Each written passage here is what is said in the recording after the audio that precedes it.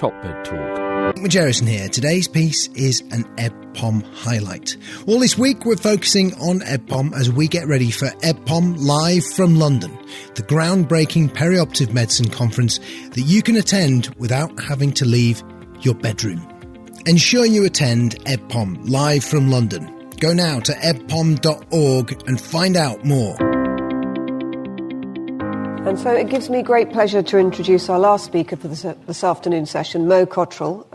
Mo was a patient in Southampton and had an esophagectomy 2.5 years ago, I believe now, with neoadjuvant chemoradiotherapy before her surgery, and participated in one of the prehabilitation trials in Southampton, led by Sandy and Mike, and is going to tell us a little bit about her personal journey and also her thoughts about buddying up before surgery.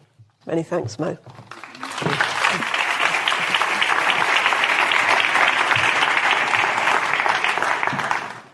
Hello, everyone.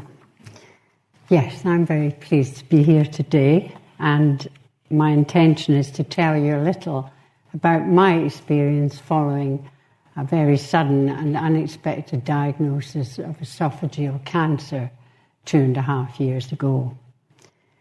This was following investigations at Southampton University Hospital. I will then go on to tell you about the buddy scheme with which I'm actively involved. I'm 76, a wife, a mother of 2 daughters, a grandmother, and, as it happens, a retired nurse. The shock of the diagnosis for myself and the family was profound, and the predominant emotion was fear. However, I was lucky. The staging of my tumour, T2, T3, indicated I was a candidate for surgery on the Enhanced Recovery After Surgery programme.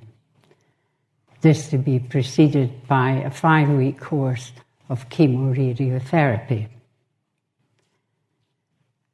Once this plan had been formulated by my surgeon, Jamie Kelly, and my oncologist, Andrew Bateman, ably supported by Donna Sharland, our upper GI clinical nurse practitioner, I could then start to get my head round it.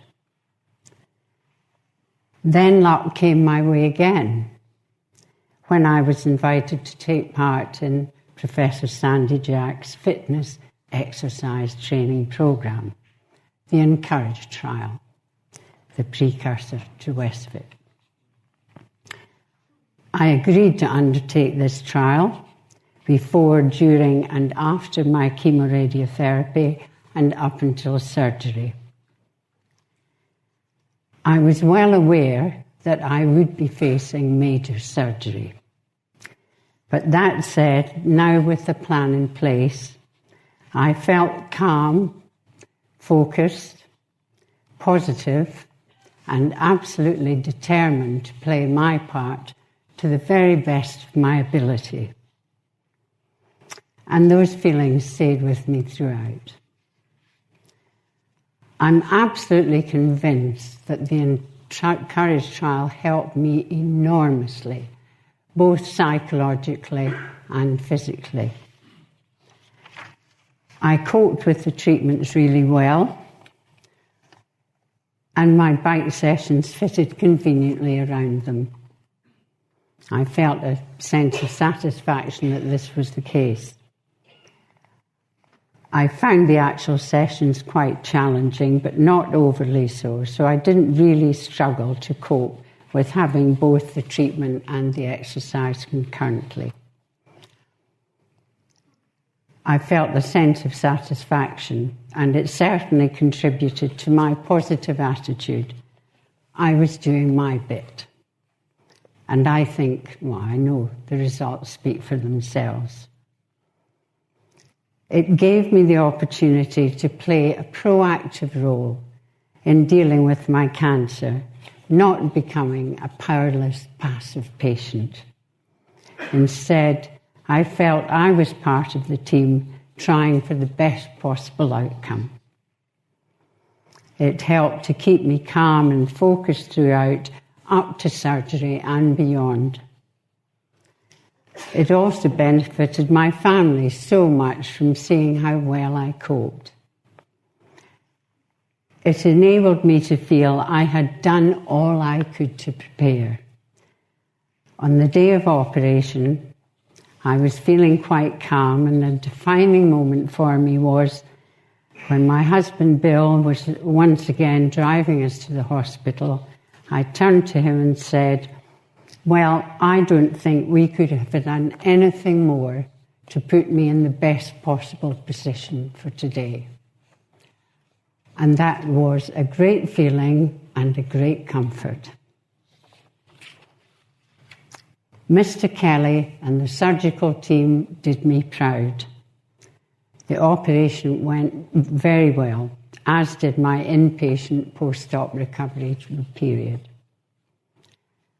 As soon as allowed, I was walking the corridors daily, steadily increasing the distance and frequency. "She's off again," was the frequent approving cry from the nursing staff. I was discharged home on the 10th day post-op and began my daily walks on my second day home. Then my pathology results provided the icing on the cake. There had been a complete response to the chemoradiotherapy, with no cancer cells left in the area. Well, what a jubilation all round, and an overwhelming sense of relief. Wonderful. It's now 2.5 years since my surgery, and apart from a couple of minor blips, my recovery really has been excellent. It's thanks to so many wonderful people that I'm standing here today talking to all of you and enjoying life again with my husband, family and friends. And what a gift. Turning now to the buddy scheme.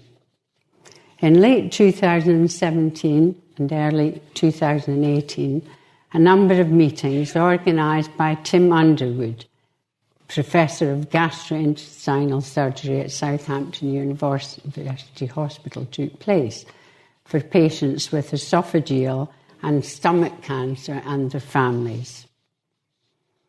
From this, a group of like-minded patients felt there was a need for a support group.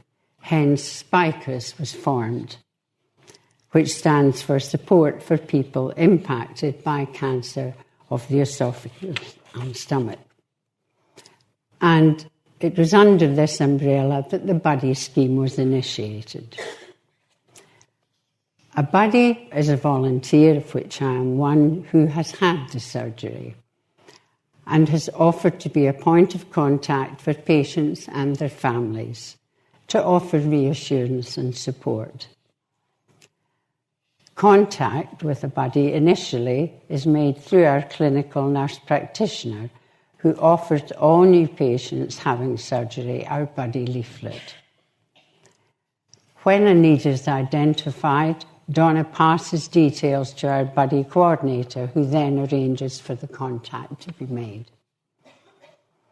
Thereafter, the contact between the buddy and patient will be by telephone, email, messaging, or by any other agreed method.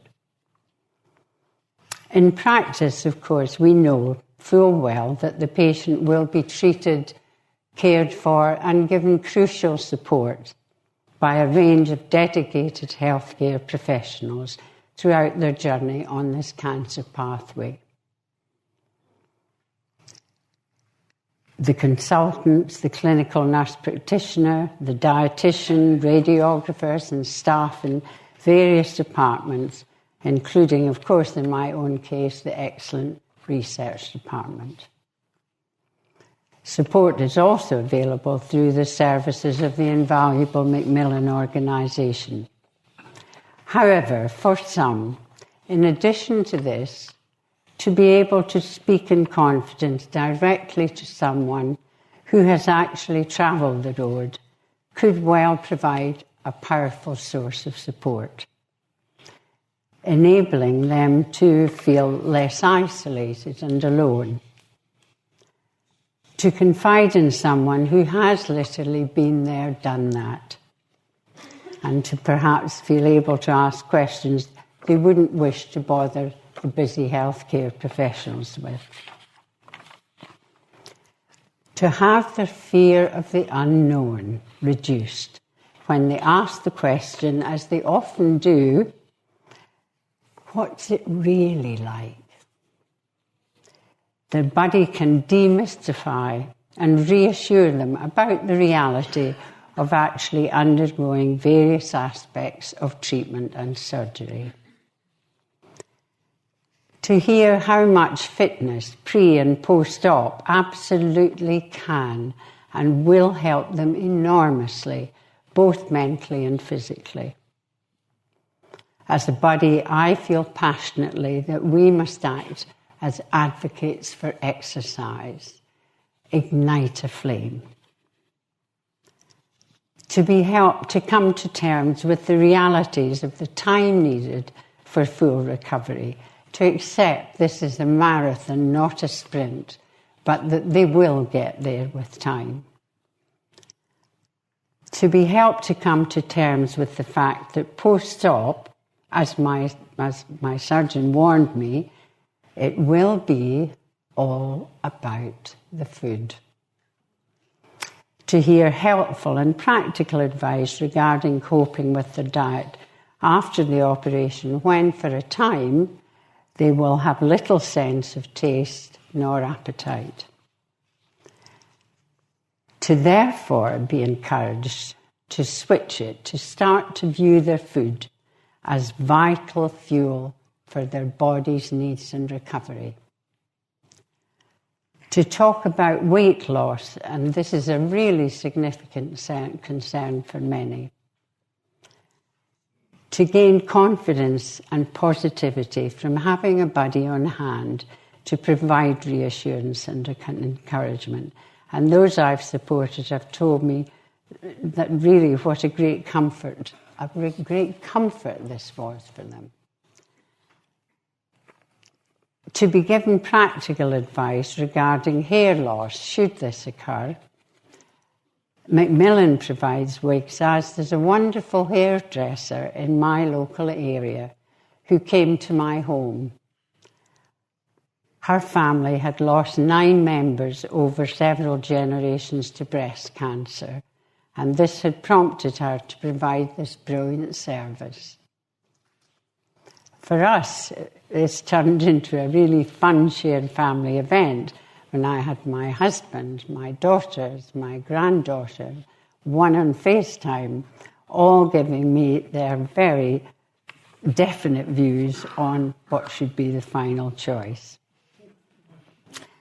Believe me, that lovely lady helped me so much. I ended up with a very glamorous choice, which gave my morale a terrific boost. And it has to be said, gave my husband a degree of relief when his wife became so much quicker at getting ready to go out. So he misses that now. To be able to give vent to their emotions and equally to share moments of humour. To know they can pick up the phone any time they need to talk to their buddy.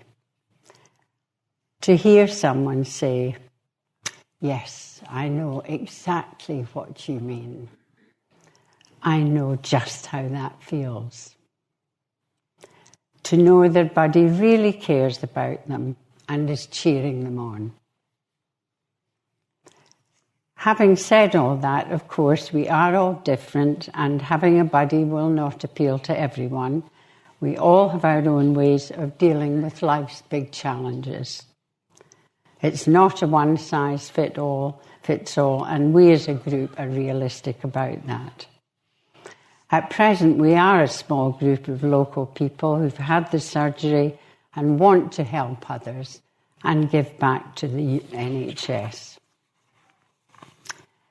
Importantly, we now have a buddy process in place to take us forward. In my privileged role as a buddy, when I first speak to the patient, one of my initial questions is, so, can I ask you, what type of person are you? Is it a glass half full or a glass half empty? People can usually answer this instantly. If their answer is half full, then I stress just how much this is really going to help them and why. If it's half empty, well, I'm then on a mission to bring about a change of mindset, to urge them to look for the positives and why. When I reflected on what had helped me so much, the first word that came to me instantly was positivity in neon lights. In summary then, I want them to end up with a toolkit to help them cope, comprising positivity, acceptance, adaptability, self-belief, determination, a commitment to exercise, and a buddy to rely on. Thank you for listening.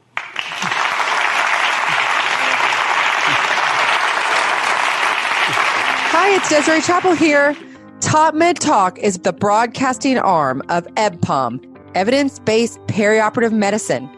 Most of our podcasts from TopMedTalk are either presentations from the EBPOM conference or they're interviews with people who attend the EBPOM conferences. Have you always wanted to attend an EBPOM conference, but you were unsure because of travel, accommodation, costs, whatever it may be? This year, are you planning to respect social distancing and avoid attending large social gatherings while minimizing travel? Do you want to attend one of the most important medical conferences of the year without having to leave your home? Go now to ebpom.org and discover EBPOM Live from London. Get all the latest and greatest information streamed live to your home, office, or bedroom as you attend the conference virtually. Submit your questions, network, and hear these talks before anyone else in the world. In light of the recent COVID-19 pandemic, attendance for this conference is at an all-time high. We only have some limited spaces available. Carbon-friendly conferencing is here. Be part of the most exciting development in medicine since the invention of the stethoscope. ebpom.org.